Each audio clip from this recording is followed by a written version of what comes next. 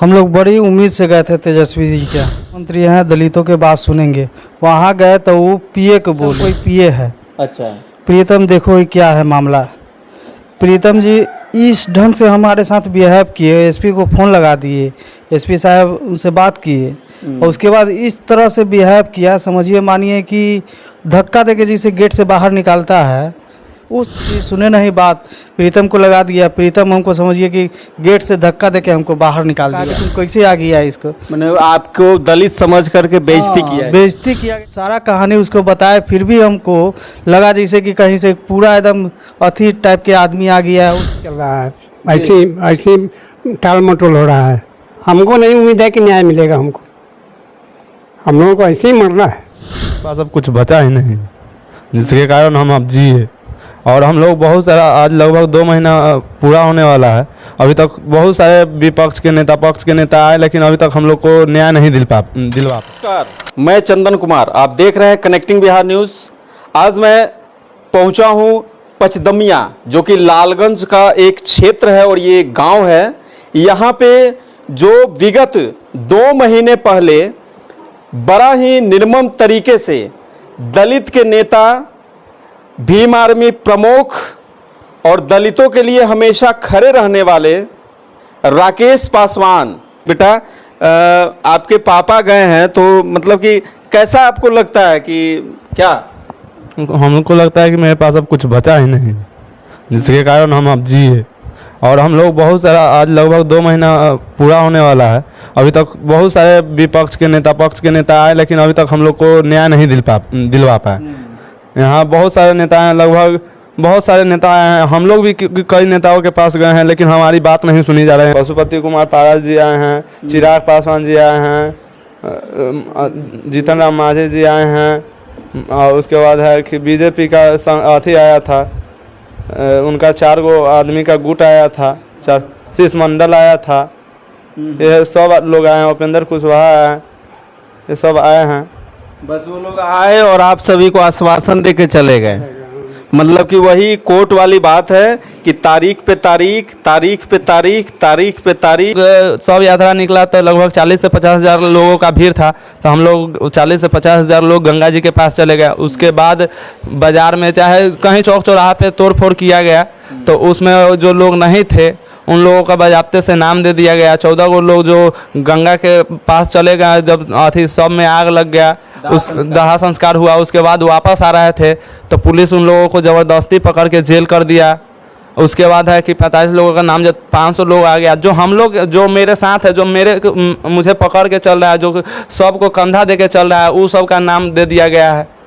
जो लोग जो आपके साथ में थे उनका भी नाम, हाँ, उन लोगों का नाम भी दे दिया गया है, उन लोगों का भी नाम दिया गया। और 14 को जो मैं पकड़ाए हैं, एक आदमी का पुलिस के द्वारा मार के हाथ भी तोड़ दिया गया है, उसके बाद भी हाथ भी तोड़ के उसको जेल में तब भी बंद कर दिया गया था। वो जेल से छूटे हैं तो तब जाके उसका प्लास्टर हुआ है। हम लोगों को फ़ोन करके इतनी निर्ममता की गई है जी, हम लोगों को फ़ोन करके वो बताया कि ऐसा ऐसा बात है। उसका परिवार बताया कि ऐसा ऐसा हम लोगों के साथ हुआ है। उसके पास 3 गो बेटी था, वो बेचारा वो शुद्धा सपाटा आदमी है, वो किसी को अथी नहीं कर सकता है, एक तबराक नहीं मार सकता है, वो दंगा करेगा। हाँ, उसका 14 साल का बच्चा से लेके 70 साल, जिसको पैर में दर्द है, घुटना के जो बीमारी होता है उससे पीड़ित है, उन लोगों का नाम दे दिया गया है। जो अपना घर पे हैं, उन लोग चल फिर नहीं सकते हैं, उन लोगों का नाम दे दिया गया है। इसमें पुलिस प्रशासन पूरा फंसा रहा है, लोगों को फंसा रहा है। देख रहे हैं आप, ये राकेश पासवान जी का लड़का है, जो कि आप बीती सुना रहे हैं क्योंकि इनके पिता गए हैं। आरोप लग रहा है पुलिस पे, थाने पे खास करके, कि जो हमारे साथ, जो हमारे पापा को कंधा जो दे रहे थे, उनका भी नाम उसमें दे दिया गया है दंगाइयों में, कि वो लौटते समय बाजार पे जो दुकानों को क्षतिग्रस्त किया गया। बगल में वृद्ध लोगों को जो चल नहीं पा रहे थे, जिनके घुटनों में दर्द था, जो उस दाह संस्कार की जगह पे नहीं गए थे, है ना, वो नहीं जा पाए थे, वो अपने घर पे थे। अच्छा। और वहाँ जो थाना प्रभारी है, वो दलाल का भी नाम उसमें दे दिया गया। नहीं, थाना प्रभारी जो हैं वो दलाल रखे हुए हैं, बहुत सारे दलाल रखे हुए हैं थाना पर। जो दलाल सब अपने अपने एरिया से, जो हम लोग के समर्थक था और उन लोगों का दुश्मन था, वो लोग अपना वो सब नाम दे दिए हैं। और उसके बाद है कि आज के डेट में डीएसपी ओम प्रकाश जी है, वो कहते हैं कि इसे हमारे सामने तोड़ फोड़ हुआ, तो हम बोले कि आपके सामने अगर तोड़ फोड़ हुआ तो आप तो आदमी को पहचान रहे हैं। तो उस समय वो बोले यहाँ पे आए हुए थे अथी SC/ST आयोग के सदस्य आए हुए थे, मैम आई थी उस समय। वो बोले कि इसे हम सबको पहचान लेंगे। जब उनके सामने हम यहीं पे जो मेरे साथ थे उन लोगों को हम खड़ा किए तो वो कह रहा है कि ऐसा हम बातें नहीं बोले। और उसके बाद है कि उसके बाद लोग बयान बदल रहे हैं। बयान वो मिनटे बयान बदल रहे हैं। हमको लग रहा है कि उनको बहुत ज़्यादा पैसा मिला है, जिसके कारण वो चाह रहे हैं कि इस केस को दबा दिया जाए। और जो हमारे 45 गो लोग हैं जिसका नामजद किया गया है, जो 14 गो लोग हैं, वो बोले कि हम CCTV कैमरा चेक करके आज सभी का नाम काट के हटाएंगे। लगभग आज 1.5 से 2 महीना पूरा हो गया है, अभी तक ये कुछ कार्रवाई नहीं हुआ है। हम लोग जब बात करते हैं कि सर क्या हुआ, अपराधी पकड़ाया कि नहीं, तो हम लोग को एक वो बात कहा जाता है कि अपराधी को हम लोग ढूंढ रहे हैं। अरे भाई, तो आप 2 महीना से अपराधी को कहाँ ढूंढ रहे हैं? रहा है कि अपराधी से ही पैसा लेके पुलिस प्रशासन हम लोगों को जो तहकीकात कर रहा है, हम ही लोग को ऊपर से फंसा रहा है। बोला गया कि इसे 45 गो का नाम हम उसमें है, बजाबते से हम हटा देंगे। और उस पर ऐसा धारा लगाए हैं, हाफ मर्डर केस का क्या 19 धारा लगाए हैं, जो दंगई में 19 गो धारा लगाए हैं उन लोगों पे। घर से एक व्यक्ति की हत्या हुई है, जो कि व्यक्ति आम ही नहीं बल्कि खास थे और दलितों के एक सिरमौर भी थे और हमेशा दलितों की आवाज़ उठाने वाले नेता थे। बल्कि उन्हें सभी समाज का प्यार मिलता था, सभी समाज का प्यार मिलता था। ऐसे थे राकेश पासवान। इस बीच राकेश पासवान जी के पापा यहाँ पे बैठे हुए हैं, वयोवृद्ध हैं, इन्होंने अपने जीवन में काफ़ी ज़्यादा अनुभव लिया है। इसी मामले पे मैं एक बार फिर आया हूँ और इस विषय पे जानने का प्रयास करूँगा कि ये कार्रवाई कहाँ तक हुई है। एक चीज़ और मैं कहना चाहूँगा कि पुत्र और पिता का जो संबंध होता है वो अनुनाश्रय होता है। आप सभी दर्शकों को पता है, पुत्र जो होता है ना, वो बुढ़ापे का लाठी होता है, और वो जब लाठी ही चला जाए तो एक पिता के ऊपर क्या बीतता है ये आप अंदाज़ा लगा सकते हैं। इसी विषय में हम जानना चाहेंगे कि चाचा राकेश पासवान आपके पुत्र हैं, रह चुके थे, चले गए, तो क्या मतलब कि इस पे क्या आगे डिसीजन मिला, क्या न्याय मिला और आगे किस प्रकार से प्रक्रिया चल रही है, कुछ इस नहीं पे बताएंगे। कोई कुछ नहीं चल रहा है, ऐसे टाल मटोल हो रहा है, टाल मटोल किया जा रहा है। हाँ। तो आगे क्या लगता है कि न्याय मिलेगा जिस प्रकार से? हमको नहीं उम्मीद है कि न्याय मिलेगा हमको, हम लोगों को ऐसे ही मरना है। देखिए अभी राकेश पासवान जी के पापा हैं जो कि भावुक हो रहे हैं। बड़े भाई यहाँ पे मुकेश जी यहाँ बैठे हुए हैं, इनसे भी जानना चाहेंगे कि घटना के 2 महीने बीत चुके हैं, आगे जब ये सरकार के पास गए और किस प्रकार से सरकार के पास इनके साथ जो घटना घटी है एक बार फिर ये बताएंगे ऑन कैमरा। तो मैं बात करना चाहूँगा, जब आप यहाँ से गए अपने प्रतिनिधि के साथ, तो क्या वहाँ पे क्या मामला आपके साथ, क्या घटना घटी, वो पूरी स्पष्ट दर्शकों को बताइए। हम लोग बड़ी उम्मीद से गए थे तेजस्वी जी के यहाँ कि उप मुख्यमंत्री हैं, दलितों के बात सुनेंगे। वहाँ गए तो वो पीए को बोले, प्रीतम कोई पीए है। अच्छा। प्रीतम देखो ये क्या है मामला। प्रीतम जी इस ढंग से हमारे साथ बिहेव किए, एसपी को फ़ोन लगा दिए, एसपी साहब उनसे बात किए और उसके बाद इस तरह से बिहेव किया, समझिए मानिए कि धक्का देके जिसे गेट से बाहर निकालता है उस तरह से इतना अजीब टाइप के बात किया कि हम क्या बताएं मीडिया के सामने। लेकिन हम तेजस्वी से अथी करेंगे कि वैसे प्रीतम जी जो पीए बना के रखे हुए हैं वो एक आदमी का बात नहीं सुनता है, इस ढंग से बिहेव लोगों के साथ करता है कि क्या कहें।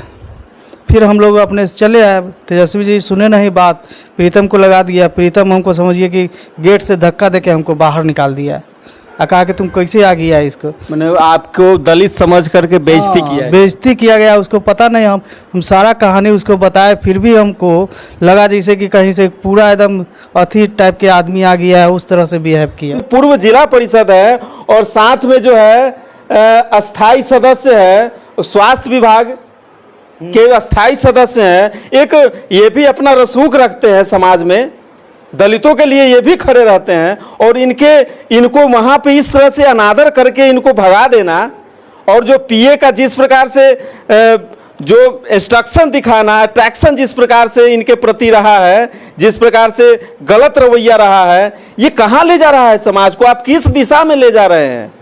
आप समाज को जोड़ रहे हैं कि तोड़ रहे हैं?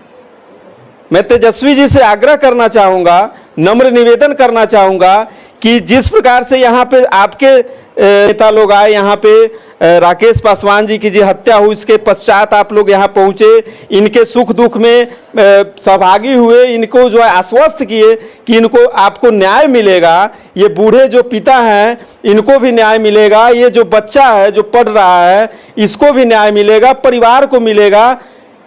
तो विपक्ष के भी लोग हैं, बीजेपी के भी शिष्ट प्रतिनिधि मंडल आते हैं यहाँ पे, वो भी आश्वस्त करके चले जाते हैं। पूर्व मुख्यमंत्री जीतन राम मांझी जी भी आते हैं, वो भी आश्वस्त करके चले जाते हैं। पशुपति कुमार पारस जी भी आते हैं। आप अनुसंधान कीजिए, सही रूप से सही न्याय मिले तो फिर क्या? अपराधी तक खुलेआम घूम रहा है।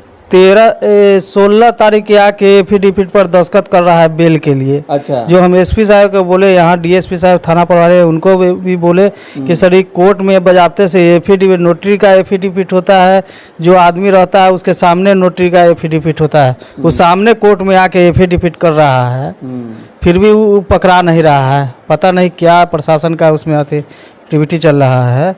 देखिए एफआईआर मेरा बजाबते से एफआईआर में लिखे हैं कि थाना प्रभारी या नगर परिषद, ये लोग के मेल से मेरा 2 दिन पहले भाई वीडियो वायरल किया था, उसमें बजाबते से बोला था कि मेरे ऊपर जो भी विघ्न आएगा वो कंचन शाह द्वारा आएगा, थाना प्रभारी के द्वारा। इसमें बजाबते से षड्यंत्रकर्ता में लिखे हुए हैं कि इस करा के अनुसंधान में लगल है, साक्ष्य जुटा रहे हैं उसके। अब 2 महीना हो गया अभी तक ले साक्ष्य जुटा रहा है। एफआईआर में दिए तो कंचन शाह, इसको थाना प्रभारी को और दिलीप ठाकुर को, तीनों का नाम हटा दिया गया एफआईआर में। षड्यंत्रकर्ता में क्या दिखा? एक बार कैमरामैन से रिक्वेस्ट करेंगे थोड़ा नजदीक में दिखाएंगे। थाना प्रभारी और नगर परिषद श्रीमती एवं कंचन शाह, इन दोनों ने अनुमति नहीं दिया और शोभा यात्रा नहीं निकालने दिया और कहा कि तुमको बर्बाद कर देंगे, यानी तुमको हत्या करवा देंगे। और ठीक 14 तारीख के शोभा यात्रा निकालना था, 13 तारीख के मेरा भाई का संध्या 5 बजे यहाँ हत्या करवा रहा है। और षड्यंत्रकर्ता में इन लोग का नाम दिए हुए तीनों आदमी के, लेकिन यहाँ के डीएसपी जो बोलते हैं कि ऐसा कुछ नहीं है एफआईआर में। देखिए एफआईआर में है कि नहीं तीनों का नाम, और वहाँ से पुलिस डायरी में से ये नाम तीनों हटा दिया गया। तीनों हटा दिया, तीनों। देख सकते हैं ये कितना बड़ा ये मामला चल रहा है। किस प्रकार से ये जो एफआईआर देते हैं वहाँ पे लिखित रूप से आवेदन देते हैं पुलिस थाने में, थाना अध्यक्ष जो है वो कंचन शाह और ये नगर परिषद अध्यक्ष भी हैं कंचन शाह, इनको देते हैं और ये गोल मटोल हो जाता है। और वहाँ से जो 3 अभियुक्त का नाम देते हैं वो 3 अभियुक्त को वो पुलिस वहाँ डायरी केस से नाम हटा देती है और बोलती है कि अनुसंधान हो रहा है। हाँ, अनुसंधान हो रहा है। हाँ। 2016 में हम आर्म्स के लिए लाइसेंस के लिए अप्लाई किए थे। एक बार दिखाइएगा। 2016 में आर्म्स के लिए लाइसेंस के अप्लाई किए थे। उस समय हमको टोटल प्रक्रिया हो गया था। इसका ट्रेनिंग भी हम लखनऊ में 15 दिन जाके किए थे। ट्रेनिंग सर्टिफिकेट भी है मेरे पास, लेकिन उस समय हमको लाइसेंस मिलल रहता तो मेरे सामने ये हत्या नहीं हो पाता। देख लीजिए, लाइसेंस मिलने में भी आपको देरी दी। 16 से डिमांड कर रहे हैं लाइसेंस के। देख लेते हैं, वेपन ट्रेनिंग सर्टिफिकेट मिलने के बाद भी आपको जो है वो नहीं दिया गया, अभी तक नहीं दिया गया।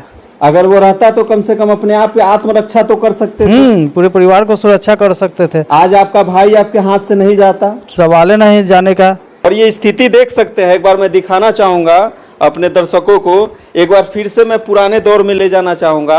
ये देख सकते हैं, जहाँ तक जानकारी मिल रही है 14 राउंड गोली चली थी और कुर्सी को छलनी कर दिया गया था जो राकेश पासवान जी की हत्या हुई। और ये देख सकते हैं, ये मार्क जो है, ये देख सकते हैं, ये यहाँ पे ये गोली चली है। आप एक बार दिखाइएगा, कैमरामैन से रिक्वेस्ट करेंगे।